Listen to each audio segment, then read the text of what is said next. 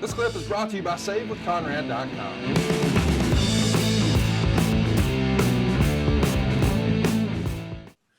Let's give some context to what's happening on the other channel. Ric Flair and Hulk Hogan are working house show loops for the very first time.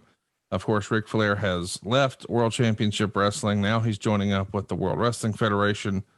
Meanwhile, the Ultimate Warrior has just been fired at SummerSlam, which is a pretty famous story now. And the name Zahorian is becoming more and more prevalent as it looks like the WWF is going to have a steroid issue on their hands. So what are things looking like for WCW? Well, not that great. The Observer would write, they're prepping for Clash of the Champions from Augusta, Georgia, and one of which may have been a hand in determining the future of the Clash specials.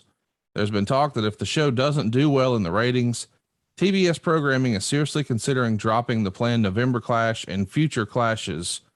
You know, Clash of the Champions are something I look back at as a fan, and I look back fondly and just remember the good moments and the big shows and the special times, like that very first one with Flair and Sting. But you were there. Take us back in your time machine to 1991. Do you remember Turner maybe not being thrilled with the numbers that the Clash was producing?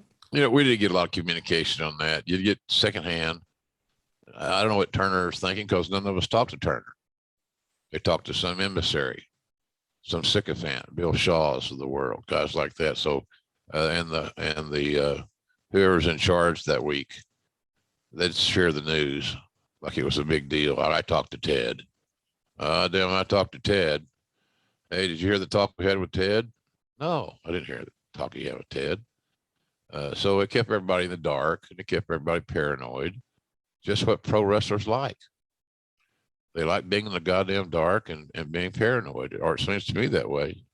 So in any event, it didn't take a genius. You have to have an MBA to figure out if we don't get our business model doesn't improve, then we're going to be in trouble.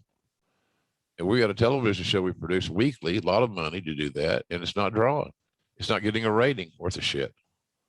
So no, I don't know that we kept it. We knew. I mean, if you had any brains, you could know that this is not going well. And if it continues to go not well, we'll be all out of work.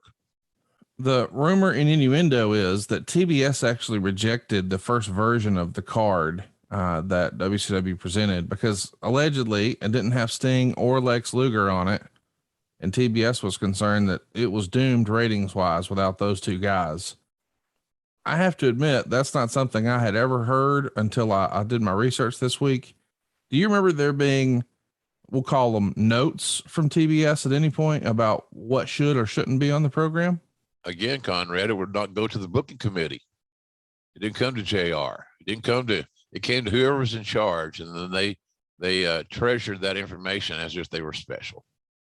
It was ridiculous. So no, I didn't see any notes. But how in the hell, how smart you got to be to figure out if you have your top two stars on your show, it's not going to get the rating you want. Right. I don't see how anybody could look at that show and like it.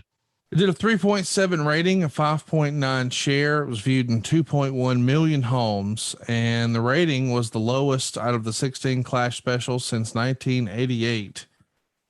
Meltzer would say still, even though advertisers were promised a 4.5 rating, many in the company were still pleased with the rating. It was up against some heavy competition.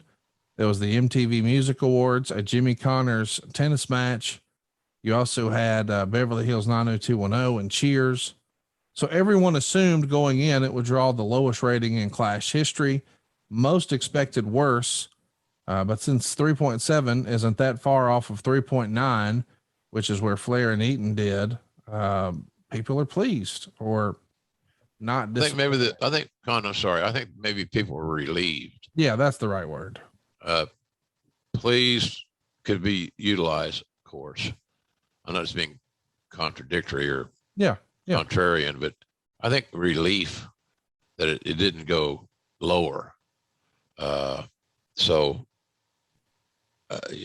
the only, if there's a salvation of this whole abortion, then maybe it was the fact that the rating didn't bottom out. It was decent, as a decent rating. And if if we had the opportunity to go back and look at the research, it probably was as other TBS program was running, probably a hell of a good rating for TBS for the station.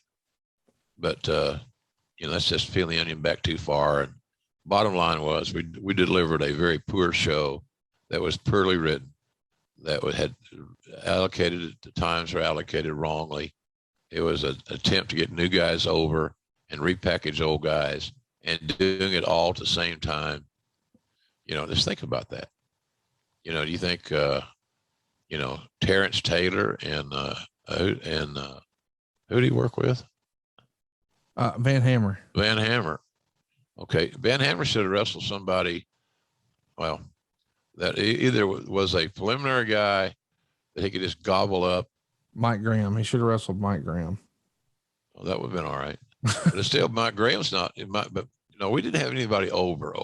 Right. And there were a lot of new faces on this card that were there simply because they were new faces.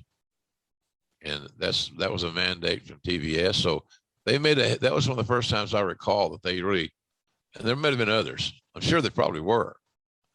But it's the first time I can vividly recall getting orders from headquarters about kind of what plays they wanted to run. We want to throw the ball more, Conrad. I don't want my tailback carrying the ball 30 times in this game. Okay. So you devise a game plan where you throw the ball in orders.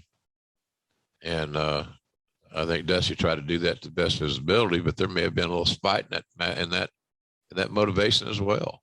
I don't need you guys to tell me how to book a show or to book a television show or to get talents hot.